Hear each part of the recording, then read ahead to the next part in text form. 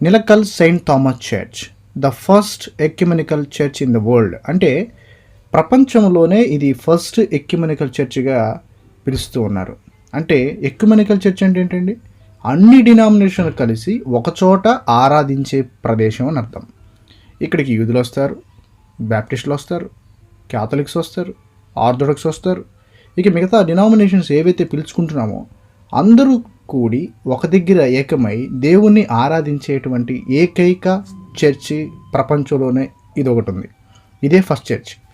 So ఆశ్చర్యంగా ఉంది కదండి.